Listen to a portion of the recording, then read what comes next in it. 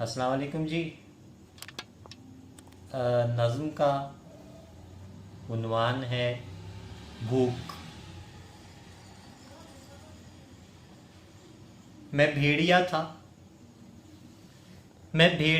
मैं तेज रफ्तार खून आशाम भेड़िया था। मेरे बदन पर तवील अरसे से सांप बनकर जो भूख लगती हुई थी मुझको, बहुत दिनों से वो डस रही थी।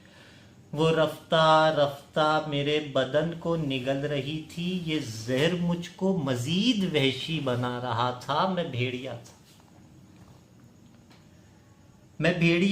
तेज रफ्तार खून आशाम भेड़िया था। मेरे बदन पर तवील अरसे से सांप बनकर जो भूख लिपटी हुई थी मुझको, वो डस रही थी।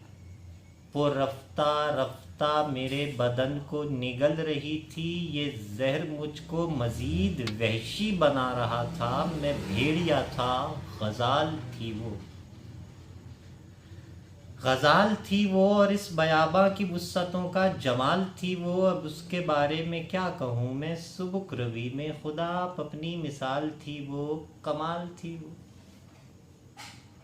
गजाल थी वो और इस बयाबा की वुस्सतों का जमाल थी वो। अब उसके बारे में क्या कहूँ मैं, सुबुक रवि में खुदा अपनी मिसाल थी वो। मैं